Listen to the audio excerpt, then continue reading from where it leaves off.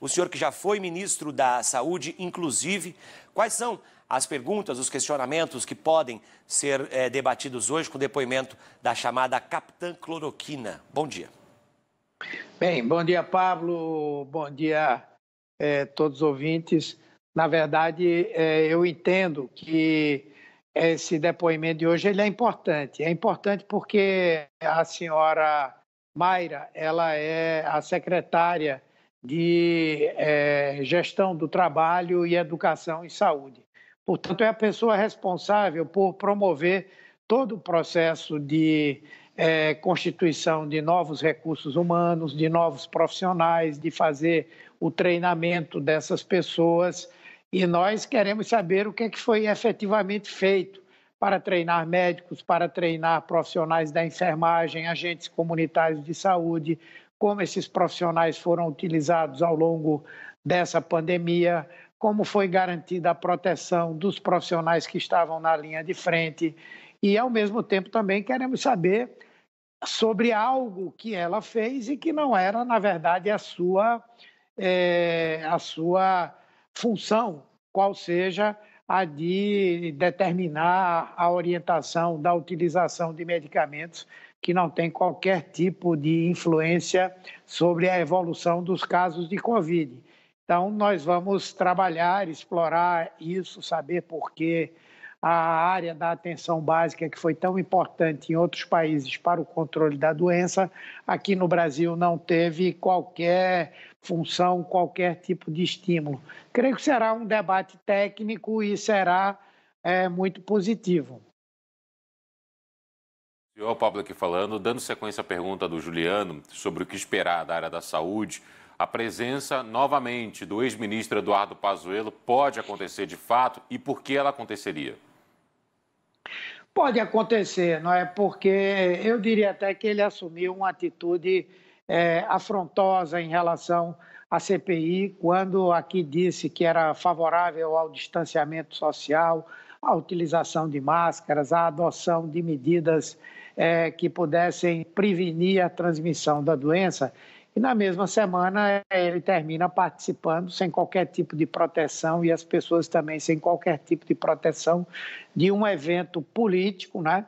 Que ele, na condição de oficial da ativa do Exército, não deveria participar, mas principalmente dando um péssimo exemplo, estimulando que as pessoas ficassem sem máscara.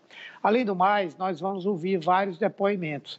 Ele terceirizou algumas das suas responsabilidades, seja para a senhora Mayra Pinheiro, seja para o senhor Elcio Franco, que foi o seu secretário executivo, e outras pessoas a quem ele atribuiu determinadas decisões que foram negativas para o enfrentamento à Covid-19.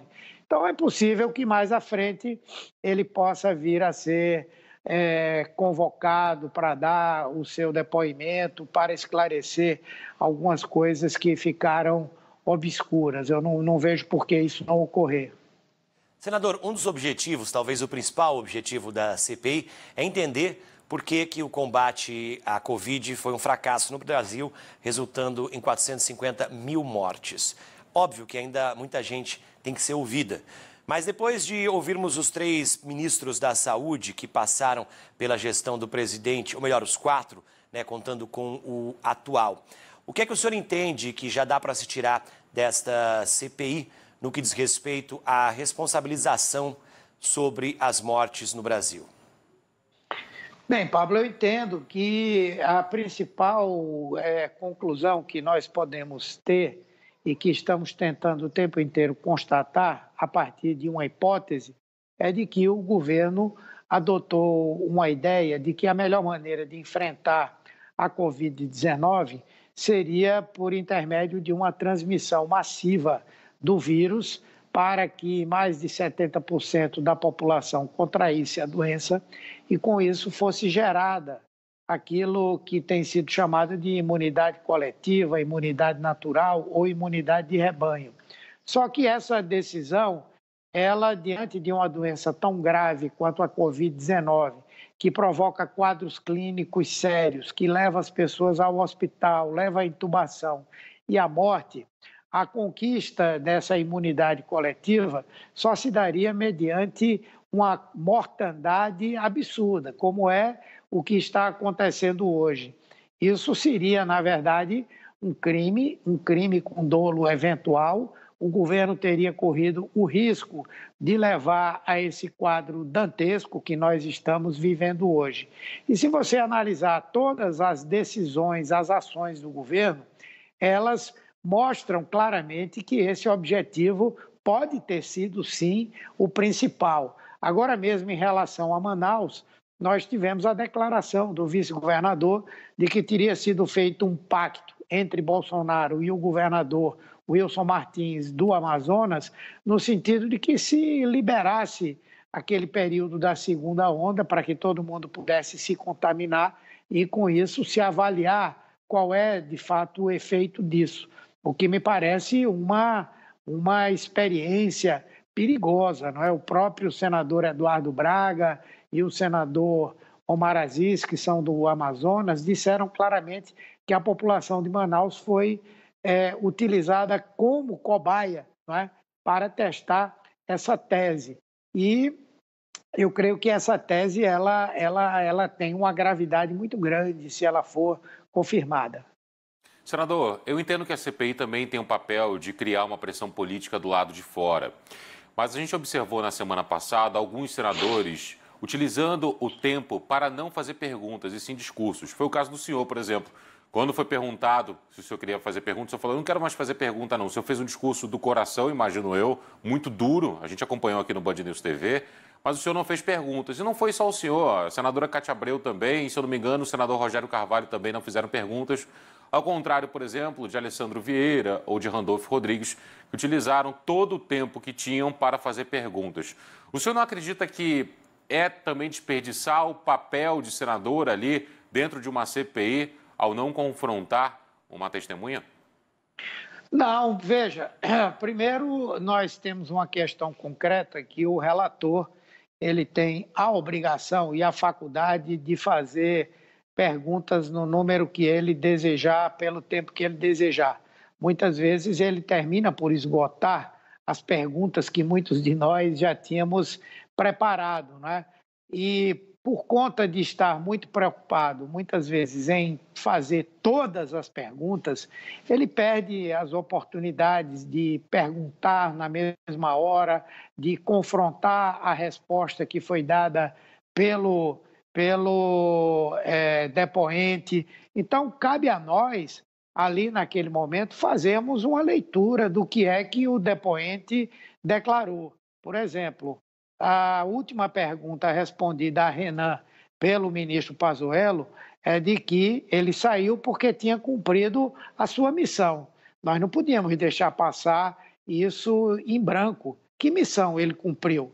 Deixar morrer 267 mil pessoas, não ter contratado as vacinas que deveria ter contratado, não ter garantido às pessoas o acesso aos equipamentos de proteção individual, em particular para os profissionais de saúde. Era importante ali mostrar que, apesar dele ter dito que teve autonomia para fazer o seu trabalho, na verdade ele não teve autonomia nenhuma, ele continuou durante aquele período todo porque ele simplesmente fez todas as vontades do presidente Bolsonaro, ou seja, o ministro Pazuello era ministro da Saúde de direito, mas o ministro de fato era o presidente Jair Bolsonaro.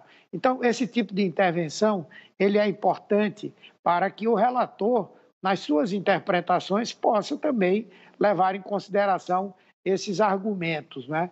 Então, é por isso que a coisa acontece. Além do mais, essa aqui é uma casa eminentemente política, né? E nós temos que fazer o debate das versões. Você sabe que hoje, na rede social, os bolsonaristas estão tentando, de todas as formas, desmoralizar a CPI e nós temos que fazer a defesa e mostrar o porquê a CPI existe. E ela existe exatamente para apurar aquilo que nós denunciamos, ainda que não seja pela forma de fazer perguntas.